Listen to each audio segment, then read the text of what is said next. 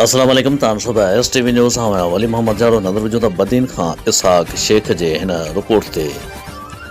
नाज़रीन deputy commissioner Badin आगा शाह नवाज़ खान बदीन शहर समेत ज़िले जे नंढनि वॾनि शहरनि में पीअण जे पाणी जी खोट जो अवामी शिकायतुनि ते नोटिस वठंदे ॿिन्ही वाटर सप्लाई जे तलाउनि जो ओचितो दौरो ऐं पाणी जी फराहमी जो जाइज़ो वरितो। उन मौक़े ते डिप्टी कमिश्नर आगा शाह नवाज़ खान खे पब्लिक हेल्थ एक्सीएन ॿुधायो त बदीन शहर जे वाटर सप्लाई जे तलाउनि खे पाणी फराहम कंदड़ काज़िया वाह में पाणी जी सालियानी वाराबंदी सबबि शहर में पीअण जे पाणी जी फराहमीअ में मुश्किलातूं पेश अची रहियूं आहिनि, पर 15 जनवरी ताईं काज़िया वाह में पाणी अची वेंदो, जंहिं ते डिप्टी कमिश्नर अकरम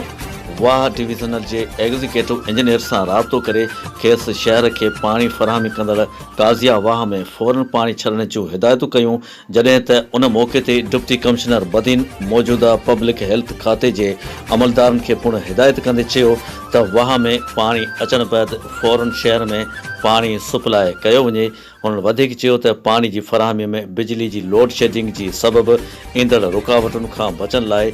डीज़ल पंप मशीननि जो बंदोबस्तु कयो वञे। उन मौक़े ते मौजूदा शहरीन पारां डिप्टी कमिश्नर आगा शाह नवाज़ सां शहर में पीअण जे पाणी जी फराहमी बंदि हुअण जूं शिकायतूं कयूं, जंहिं ते डिप्टी कमिश्नर बदीन शहरीन सां मुखातिब थींदे चयो त ज़िले इंतज़ामिया तरफ़ां बदीन में शहरनि खे घर घर ताईं पाणी जी फराहमी लाइ 10 टैंकरनि जो बंदोबस्तु कयो वियो आहे, जेके सुभाणे घर घर ताईं पाणी पहुचाईंदा ऐं ज़िले जे 5 असिस्टेंट कमिश्नर खे पिणु हिदायतूं कयूं वयूं आहिनि त उहे पंहिंजे तालके जे शहरनि ऐं शहरियुनि खे पीअण जी पाणी लाइ वाटर